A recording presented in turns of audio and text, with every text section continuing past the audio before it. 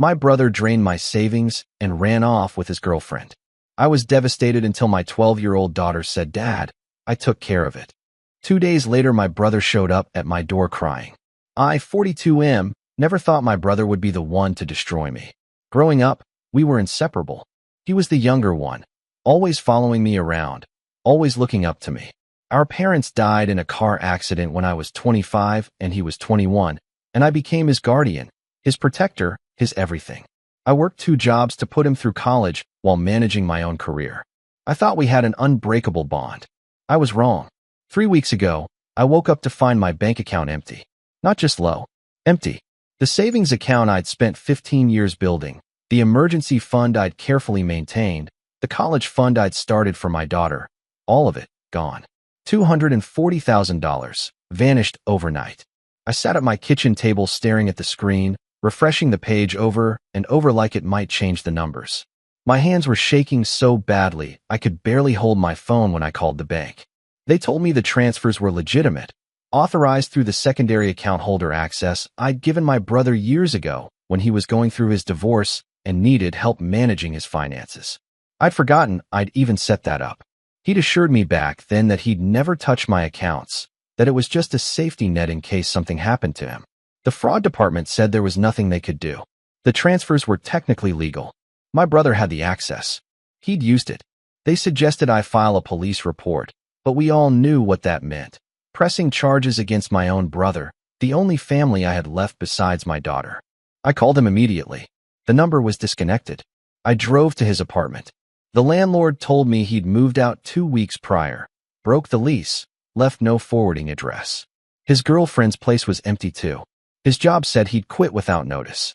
It was like he'd planned this, meticulously erased himself from existence while draining everything I'd worked for. My daughter found me that night sitting in the dark living room, just staring at nothing. She was 12, small for her age, with her mother's eyes and my stubborn jaw. Her mother had passed away from cancer 4 years earlier, and since then, it had been just the two of us. She was mature beyond her years, had to be, but she was still a kid. I didn't want her to see me like this. She asked what was wrong. I tried to smile, tried to say everything was fine, but the words wouldn't come. Instead, I just broke down. I told her everything.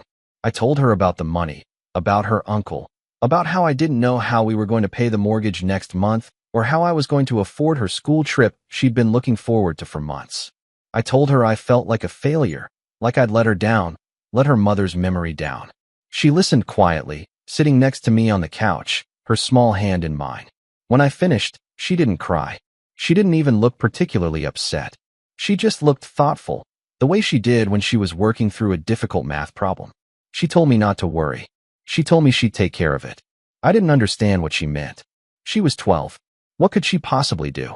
I assumed she was just trying to comfort me, trying to be strong the way she'd learned to be after her mother died.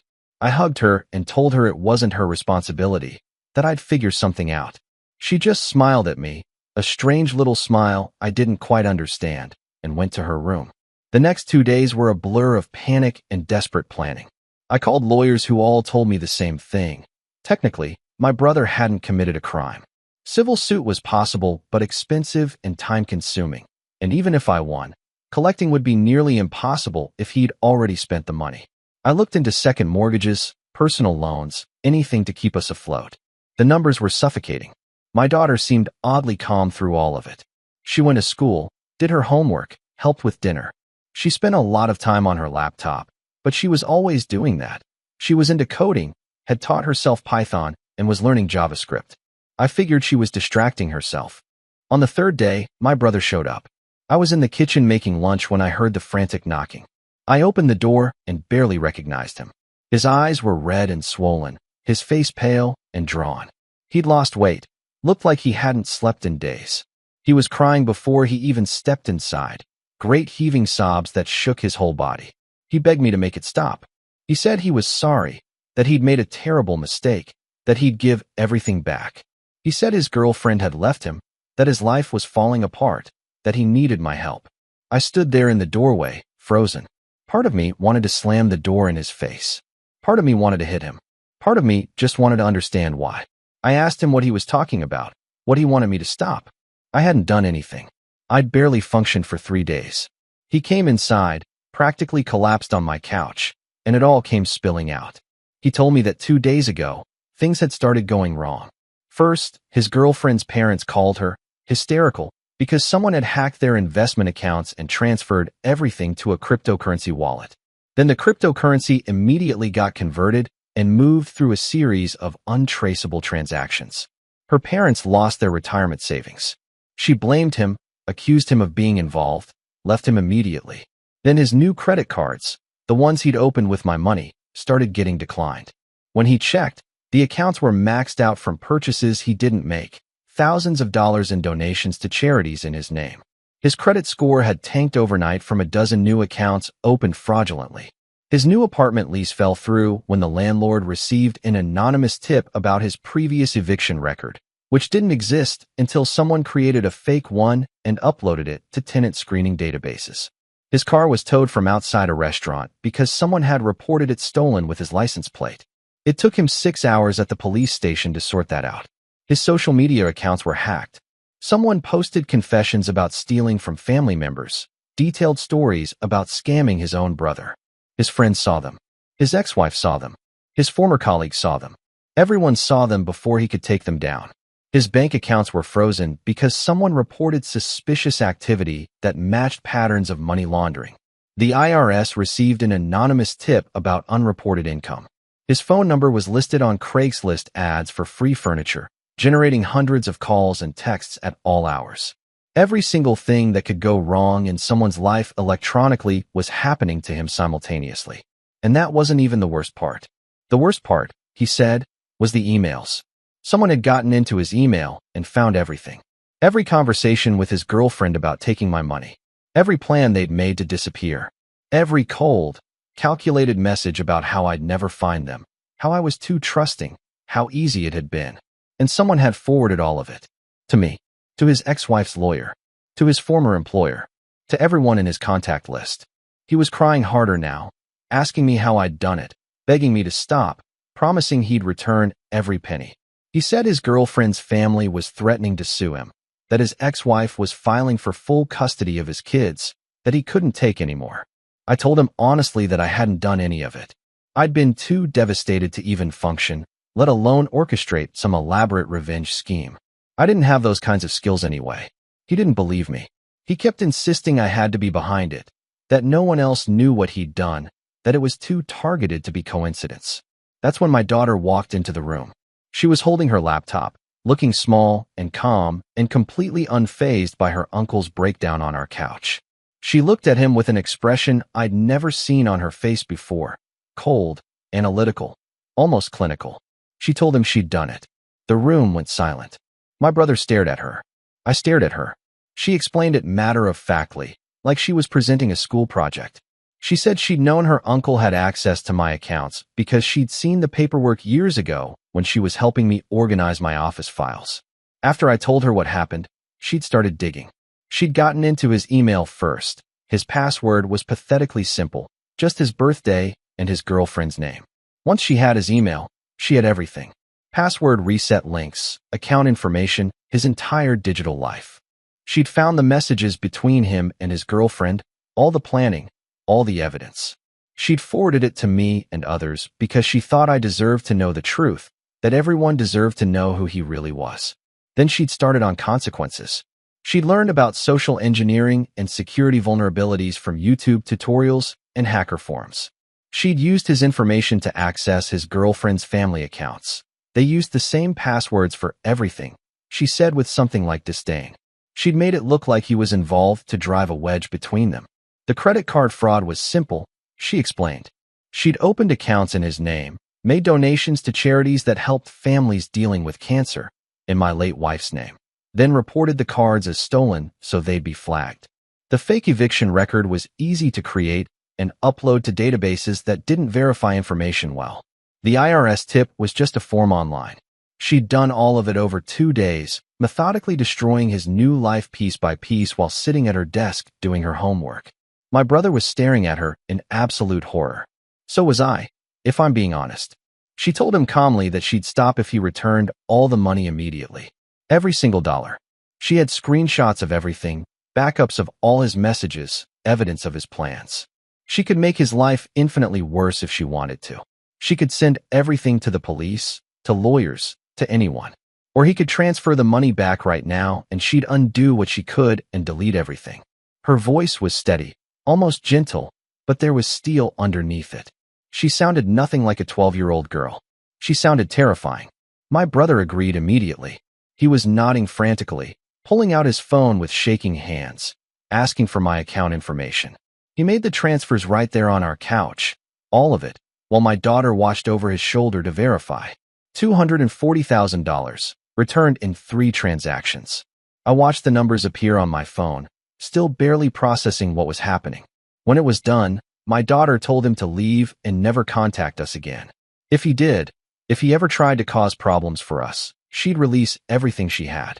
She told him she had it set up to automatically send to law enforcement and media outlets if anything happened to her or to me. She told him she'd coded it herself, that it was foolproof. I had no idea if that was true or just a bluff. From the look on my brother's face, he didn't want to find out. He left without another word. I watched him get into his car, the one that had been towed and returned, and drive away. I haven't heard from him since. After he left, I sat my daughter down. I needed to understand. I asked her where she'd learned to do all this, how she'd known what to do. She told me she'd been teaching herself cybersecurity for over a year, that it started as curiosity about how systems worked and evolved into something more. She'd been watching tutorials, reading forums, practicing on educational hacking sites that taught security through ethical hacking exercises.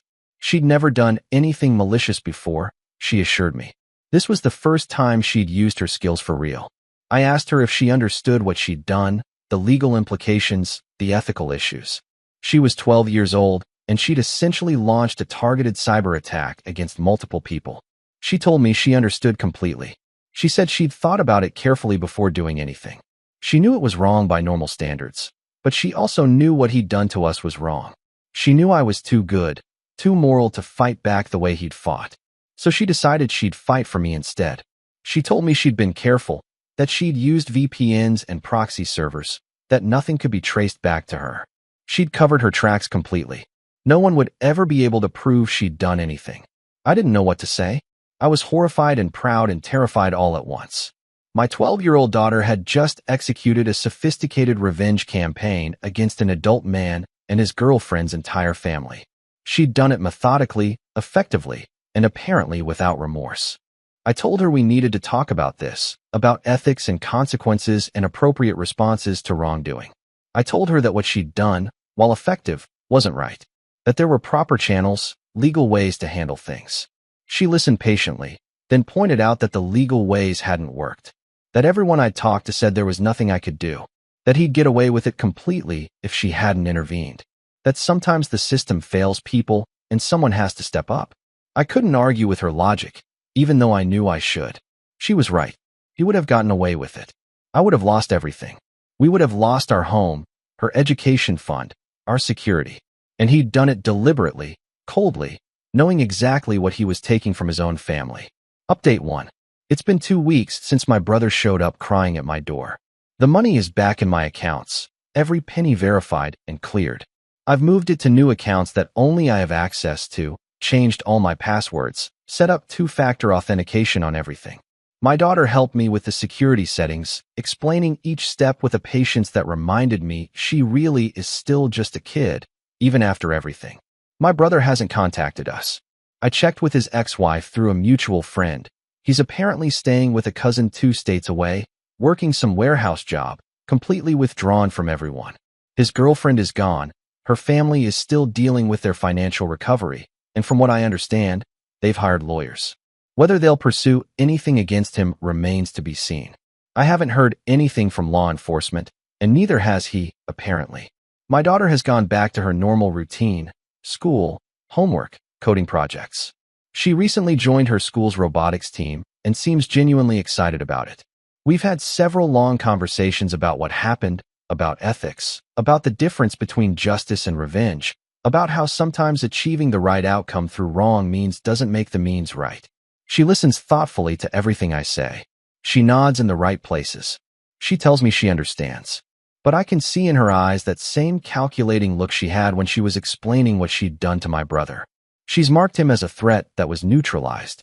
She's satisfied with the outcome. The moral complexity I'm trying to teach her doesn't seem to resonate the same way. It worries me. It also, I'm ashamed to admit, makes me feel safer than I've felt in years. I've thought about getting her into therapy, someone who specializes in gifted children or moral development. But what would I say? That my daughter used her coding skills to commit cybercrime on my behalf. That she orchestrated a multi-pronged attack that would be impressive even for adult hackers? I can't risk that information getting out, for her sake. Instead, I'm trying to channel her abilities in positive directions. I've signed her up for ethical hacking courses, legitimate ones through recognized platforms. I've talked to her about cybersecurity as a career, about using her skills to protect people rather than hurt them. She seems interested, engaged even. But I also know what she's capable of now. I know that if someone threatens our family again, if someone tries to hurt us, she won't hesitate. She'll calculate the most effective response and execute it without mercy. My 12-year-old daughter is the most dangerous person I know, and she's motivated by love and protection of family. I don't know if that makes me the luckiest father alive, or if I should be terrified. Maybe both. What I do know is that I'll never take family for granted again. I'll never assume blood means loyalty. And I'll never, ever underestimate my daughter. She saved us. In doing so, she showed me that sometimes the people we think we know best are strangers, and sometimes the people we think we're protecting are actually the ones protecting us. I just hope I can guide her to use that power wisely.